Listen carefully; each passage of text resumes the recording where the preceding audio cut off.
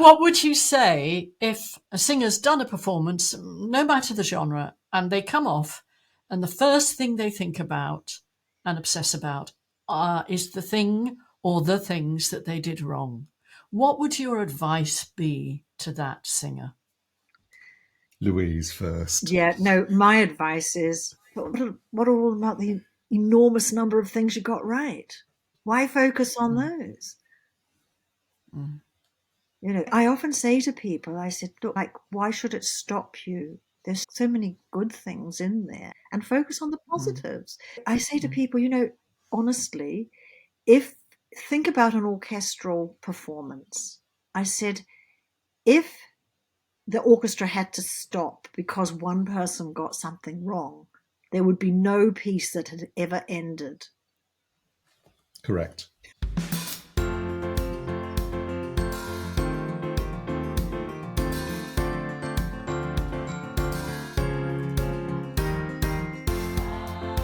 This is A Voice, a podcast with Dr. Gillyanne Kays and Jeremy Fisher. This is A Voice. Hello and welcome to This is A Voice Season 7, Episode 12. The podcast where we get vocal about voice. I'm Jeremy Fisher. And I'm Dr. Gillyanne Kays. And she's back. We have Louise again. Hi, Louise. Hello. It's lovely to be back. Brilliant to have you back. And we had such a great conversation last time, so we're just going to carry on from here. We're already talking about it, really, but something I remember from the keynote was that you asked the question, can singing teachers teach performance? Have I remembered that right? No, can they teach artistry? Can they teach artistry? Okay, and we are talking about that. Yeah. But could you share more thoughts on that with us, please? I think this is where I said to somebody, they came and thanked me for saying, your students just have to know stuff. And I said, yeah, I'm afraid so. To be an artist means that you know the tradition. You really know what's going on.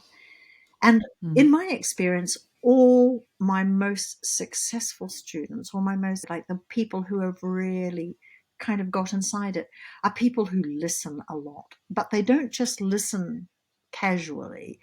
They listen, they know, they start off imitating, but that's what makes them good. I say, so who's teaching you this week? And, you know, like, has Beyonce been teaching you this week? You know, has Olivia Dean been teaching you this week? You know, has Cecile McLaurin-Salvant been teaching you this week? You know, and that's what it is. I mean, I'll set people, okay, so who are you listening to? And what sort of things did you hear? And what did you notice about what they tend to do? And those kinds. So that to me is study.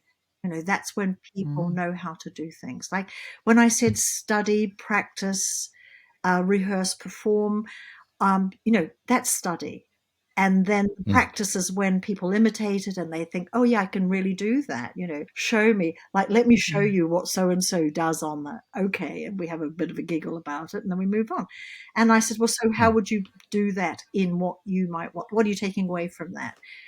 Okay, how would you put that into what you're doing? Does it make sense? Is it too much? Is it too little? Do you want to do more? It's this sort of thing. Hey, can you turn it inside out? Can you reverse it? And so there's a lot of playing going on. And I think this is this play and experiment. And I think that just comes from my jazz background, and it's just a natural thing for me. So this improvisation in the small sense comes about from that studying and that particular way of studying and listening and imitating and practicing. And then the rehearsing, you know, the rehearsing means how do you put that into your performance? And then the performance is, I make the distinction that everything should be behind you. It should be in the automatic then. If you are still doing your practicing while you're performing, or you're studying while you're performing, even worse, and that you keep going around that circle through everything and you go over and over again. And that's helped my students a lot because they says, oh gosh, I realize I'm studying while I think I'm performing, but I'm actually studying. And I said, yeah, that's right. Yeah, so that's really nice. So there's a way in which they're not really being present in the performance. Exactly. Exactly. This is really interesting. I'm going to pin you down to percentages. Okay. Because I'm that sort of person. Because I have a thing which is your job when you're on stage is communication and expression. And the way I think of it is 90-10. So it's 90% communication and 90% artistry and 90% just doing what you do. Mm-hmm. And then occasionally you'll go, actually, this bit is still a bit tricky. I need to go back into the 10% technique brain. What was the instruction that I gave myself? Oh, it was that. Great, done. And back into. So I'm still going with the 90-10. Are you going with 100% artistry and communication? No, I would go with 90-10. And especially. I'm so pleased. I tell you why. Certainly as a jazz musician, because you're a composer as you are a performer. So you can't be completely in performance mode. In fact, I would say it's even more because you are interacting with what somebody's presented you. And therefore, it can't be 90-10. That's too little. You might be doing 50-50 at some points because you are going into that. You're listening to what's presented. You're thinking, okay, I need to adjust this in order to accommodate that, or there's nothing set so often. So that's why it can really vary. But generally, performance, I could say that from a technical point of view, yes, there are times when you go, yes, I need to remember to support here at this point. Okay. Or this is, and then after a while you realize, because that's just a moment's rehearsal. And then if you've performed it enough, it just becomes, it's gone to the background. So do you see that there are these levels that we go back? Oh, that's rehearsal. Absolutely.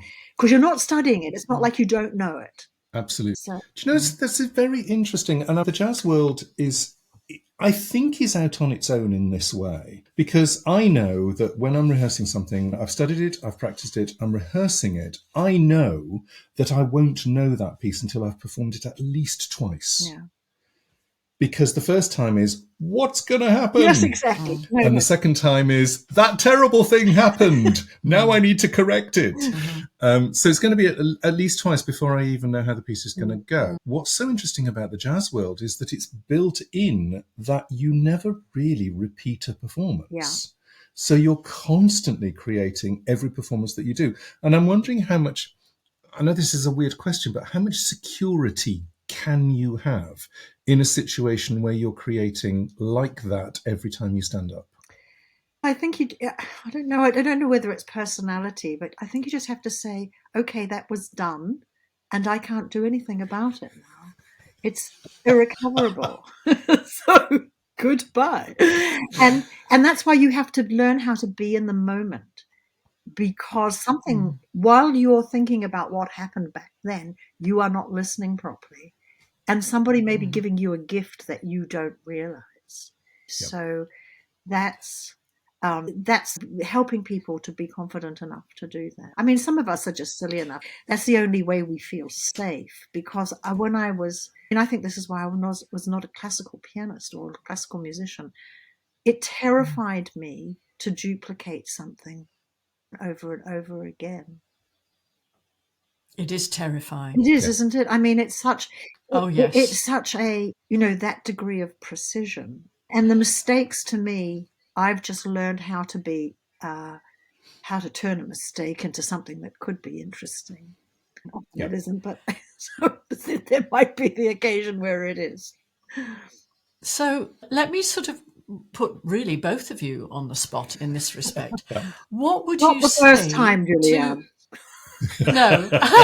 What would you say if a singer's done a performance, no matter the genre, and they come off and the first thing they think about and obsess about is the thing or the things that they did wrong? What would your advice be to that singer? Louise first. Yeah, no, my advice is, what are all about the enormous number of things you got right? Why focus on those? I often say to people, I said, why should it stop you? There's so many good things in there, and focus on the positives. I say to people, honestly, think about an orchestral performance. I said, if the orchestra had to stop because one person got something wrong, there would be no piece that had ever ended. Correct. I love that, because singers will self-edit. We'll do a masterclass somewhere, or maybe you're giving a lesson. Oh, I got that wrong. Yes. What's your advice? Okay, I've got two. One is STFU, and the other is, because I think it's a myth. And I've got a little story. I don't think I've ever told this on the podcast before, but when I was at college, there was a flautist there who was telling a story, flute teacher was telling a story, and he said he had a pupil who was due to do half a recital, the first half of the recital, and then somebody else was doing the second half. So he played his program, and it went really badly. And he came off in the interval and he went, I just want to go on and do it all again. I so wish I could do it all again. And the organizer said, you have that opportunity because the second person hasn't turned up. So go on and play the whole thing again. And he did. And it was worse. Oh, gosh. And I love that because we all have a belief that if we could just go back on and do it all again, it would be so much better. And it's a beautiful example of no, it wouldn't. Yeah. You're carrying the same stuff around with you. It's quite a dark story in a way, but do you think that you may be that person at that moment madly self-editing? Yes. I don't want to do it as badly as last time, instead of, okay, what the fuck? I was crap last time. Now I'm just going to go and enjoy myself. But it's actually a dark lesson because it's a belief that I think a lot of people carry around. I could have done it better. If only. I wrote a whole article on if only. Yeah. If only is a really negative space to be in because it negates everything that you've just done in order that you can correct one thing that you're worried about. That's why I say, what are all about all the things that you've achieved? And sometimes I have spent time going through them. Yes. You know, I deplore them and they go, oh, yeah, okay. Interesting. It is. It's fascinating. I think when we strive for perfection, we're never going to get it, but people don't realise that because perfection is what? Yeah, that's why the evaluation is so important. And I love the fact, because, you know, I had the opportunity to be a solo pianist and passed all the exams and all that stuff at college. And I went, I don't want to do this for precisely this reason. I didn't want to go around playing the same pieces for a year by myself. I loved interacting with people and I loved actually loved co-creating, and I didn't even realize that at the time. So whenever you're working with somebody else, the combination of both of your lives individually are at different places every time you step on the stage. So every time you step on the stage, you're coming from a different place, and that is creativity of its own. I mean, and then you never repeat anything because you're always, both of you, coming from a different place. Yeah. Well, you're bringing both your gifts together, aren't you? And so it's kind of, you know, it squares it rather than pluses it, doesn't it? And also, honestly, being in the recording studio, you realise that people do not produce the same line over and over again. Yeah. There's always variations. There's always little nuances of stuff. And you go, oh, take 5 was good. Yeah. Let's use take 5. Yeah. Unless you are someone who's very geared towards a certain type of recording contract for other people, and you're good at just, I hear what I did, I repeat. Yeah, no, that's a different skill. Yeah. People who do jingles, for instance. I know I've had to Yes. do it in the past, so I know. And it was interesting. I felt more confident about it as a singer than as a pianist. I got there eventually. But that's really interesting. Singing. Yeah. I think I'm going to go off at a little tangent now because I want to talk about people's communication mode. There are people, I coach singing, but my communication mode is piano. That's where I live, actually.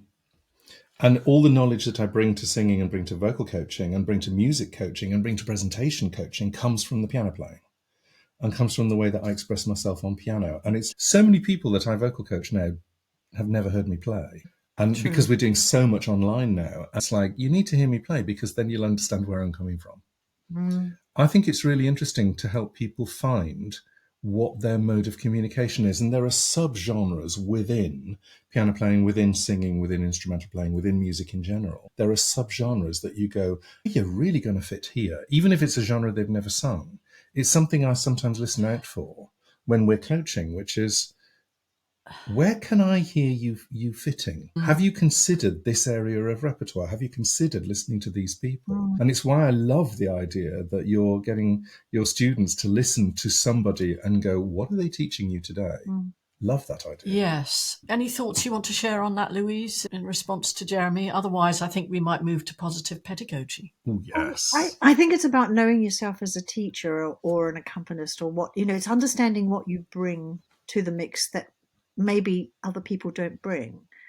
I mean, I know that I have a rhythmic outlook, and I think that helps people, because I know one thing about that rhythmic outlook is it gives you fluency. If you can build rhythmic fluency into somebody's playing or singing, you have got that flow, because fluency is flow, or flow is fluency. And the thing about rhythm is that, for one thing, it always is in the body, and we're not doing anything if it's not in the body, whether it's playing the piano or singing. So I know that's a particular something I bring to what I'm doing. And I think that's part of what makes jazz interesting for me, because you've only got 12 different notes. Even a jazz singer has the same 12 different notes that any other genre of music using equal temperament employs.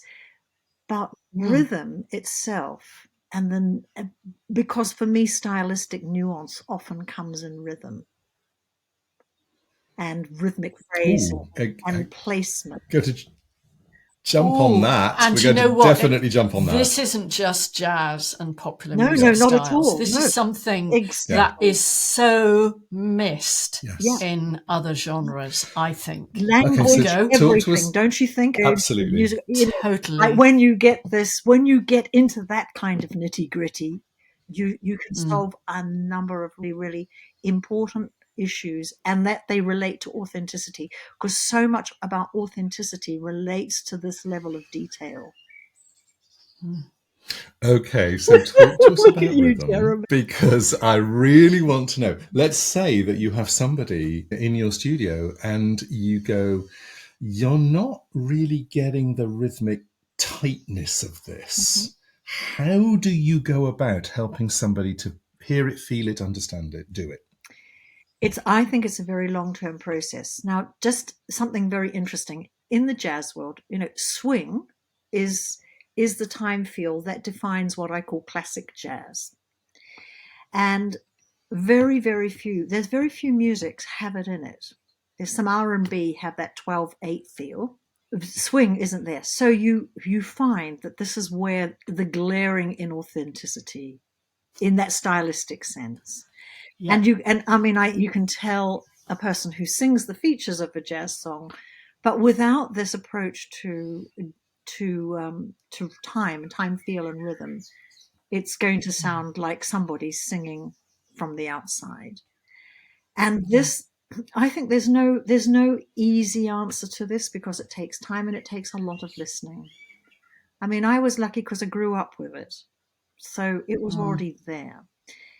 But for young people who don't have it, if they have to be dedicated, and this is what it requires. This is why, in many ways, if you don't have a natural mother tongue, you have to find one, and you have to be dedicated to it.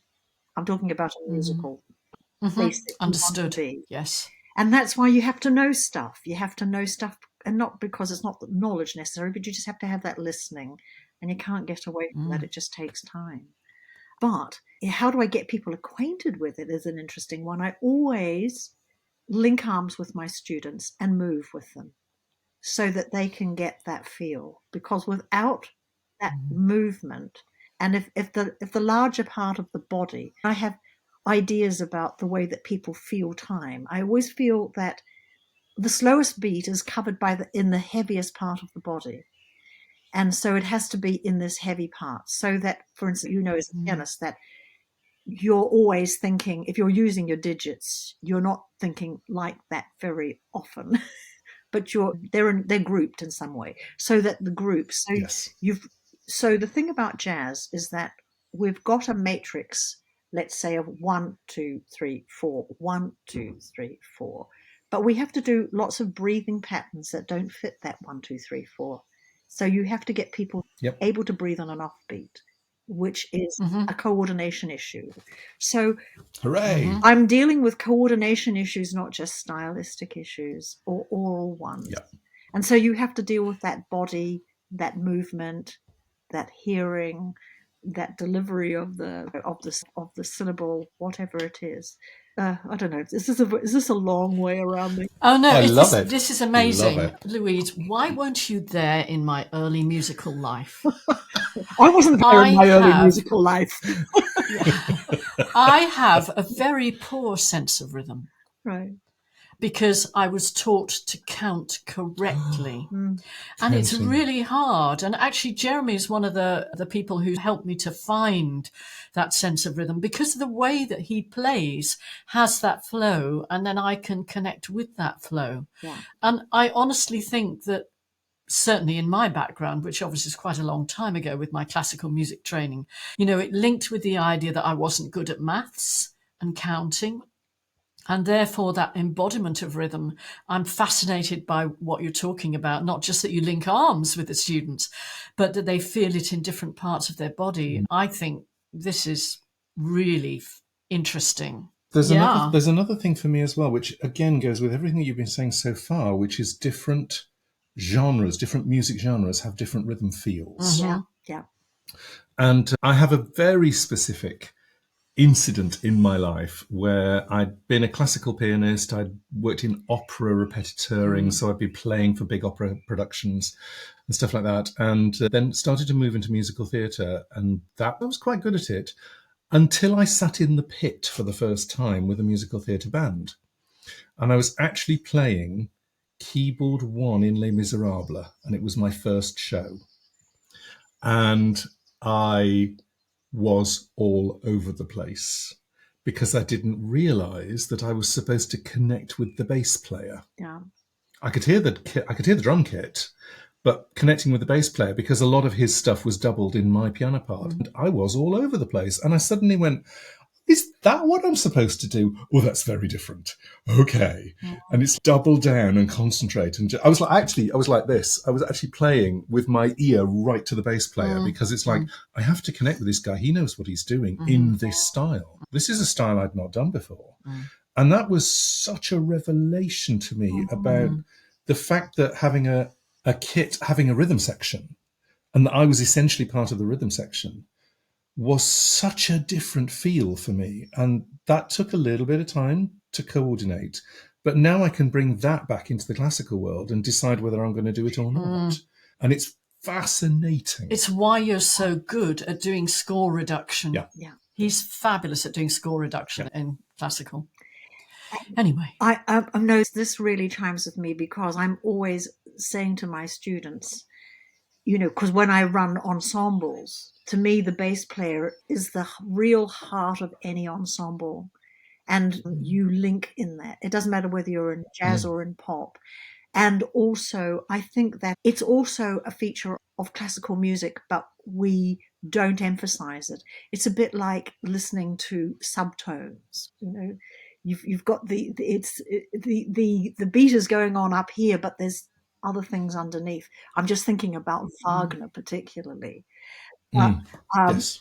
But because by the way, I'm a big opera fan, and we've got Opera North up here in Leeds, and Yes. it's incredible. Where I started 10 my minutes job, in the car yes. away, it's like, and you find a place. Sorry, I digressed. But anyway, but feeling that whole idea of feeling the time is, and linking up with the bass, and that's what makes it. It's about being groovy.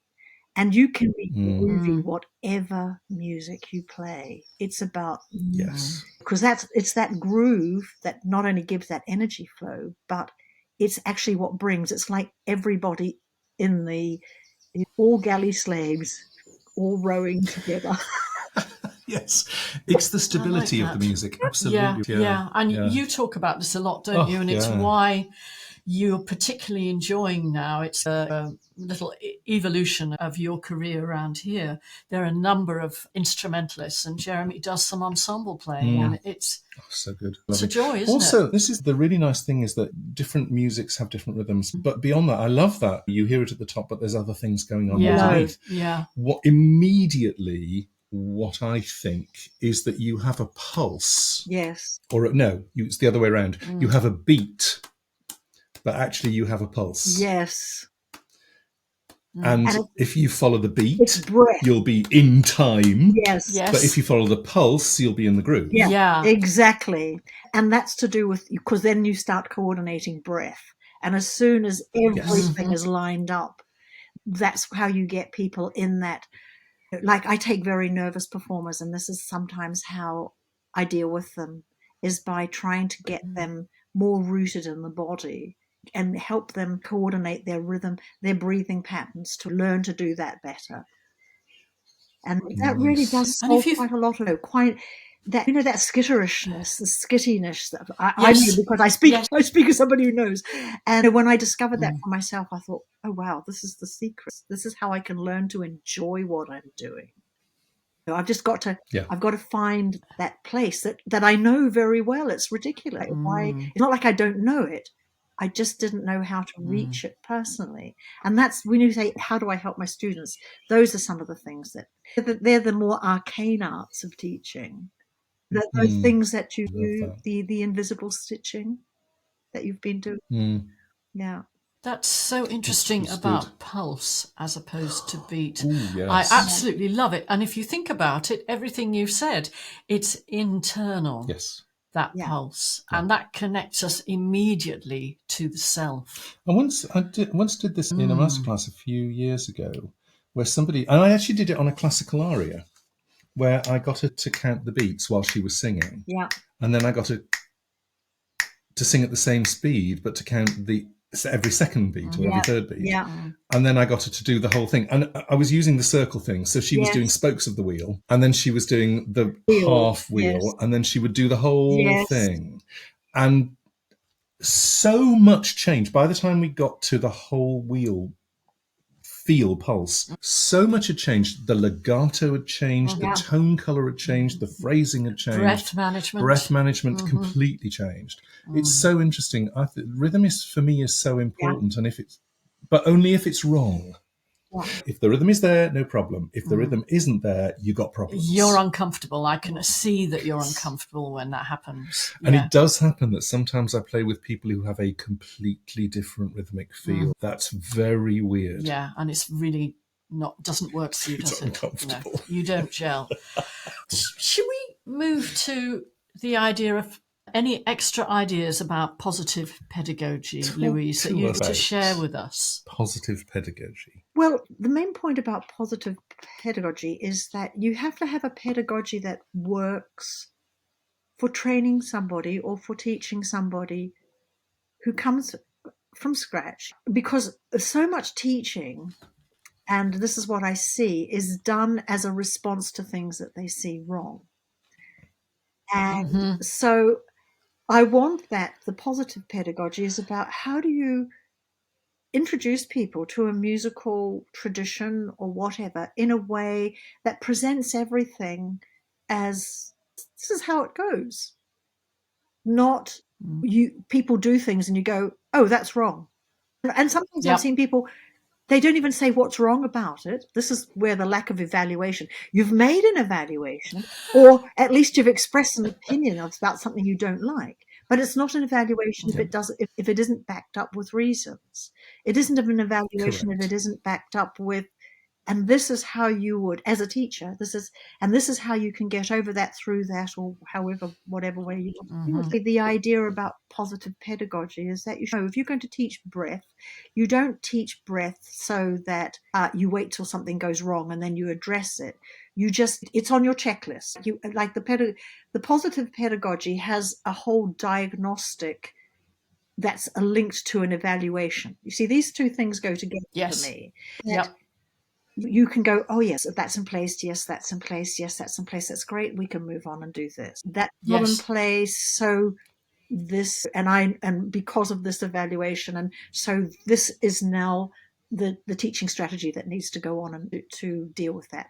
And sometimes, most of the time, I'm developing strategies that work for almost most people.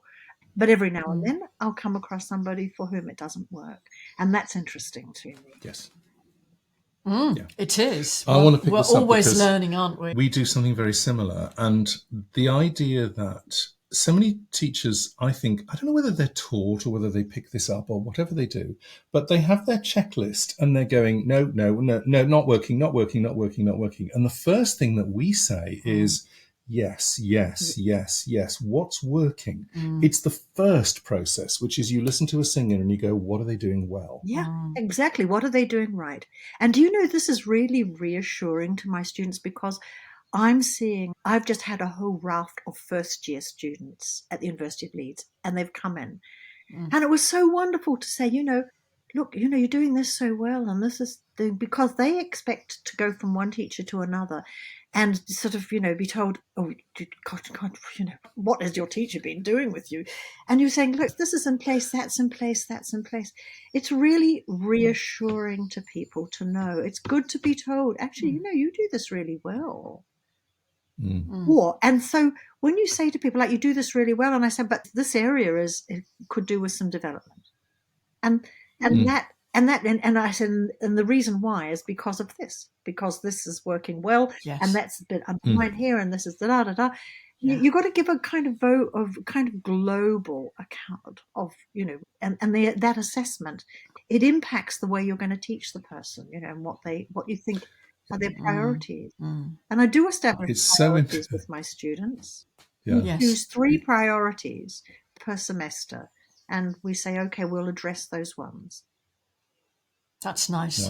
Yeah, so they can track progress, and so can you. And you can't deal with everything, can you? No, absolutely not. No. You notice. That's the whole interest about diagnosis in this way, is that you're going down your checklist, and you have everybody has a checklist, whether they realize it or not. Right. It just depends what you put on it. But you're going down the checklist going, good, don't need to bother with that. Yeah, fine, that's in place. Something here is interesting. Something here is going on. And often you end up with 3 or 4 different things, and it's a bit like it's a knot, and you go, which thread am I going to pull? That will start to undo the others, which is the more important thread. And that's the one you can focus on. And you have to do that. Otherwise, you're just going to launch into the first thing that you hear that you think doesn't work. And that's the problem with the brain dump, that, it is natural that we do a brain dump, which you call the checklist. We need to understand what our brain dump is. We need to know the rationale. And often singing teachers don't know that because they're simply, it's not actually a bad thing, but, they're wanting to reproduce the artistic values that they've been trained in. And sometimes that is in a non-conscious way. They're not aware of them. They're not aware of that context.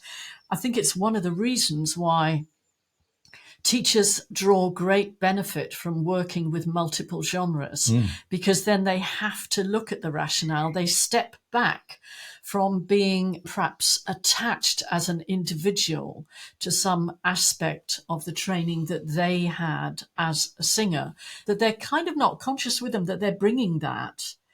In some genres, it's not needed. It becomes obvious. Once you start to work in different genres, it becomes obvious whether you're carrying a belief over or not. Yeah. We started with self-awareness, and it does, as a singing teacher, you are required really to be a good one. Yeah.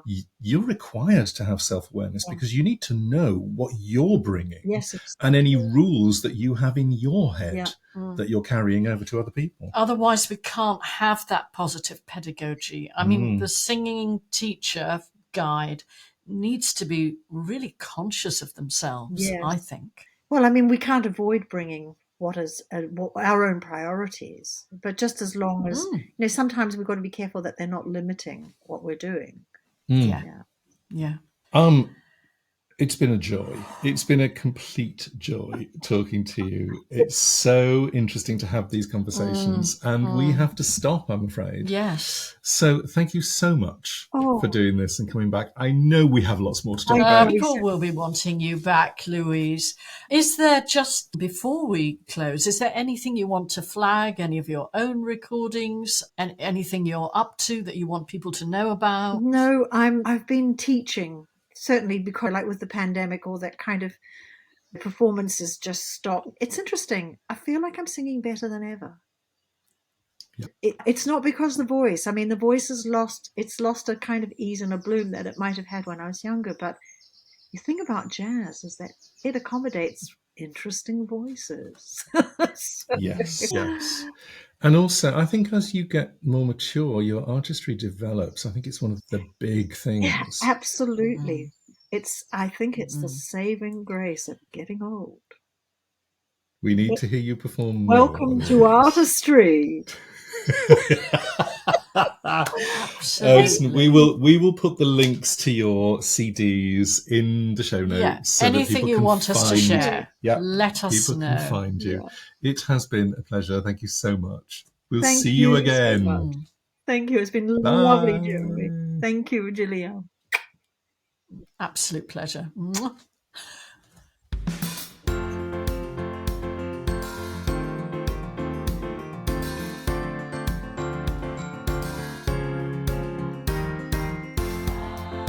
This is A Voice, a podcast with Dr. Gillyanne Case and Jeremy Fisher.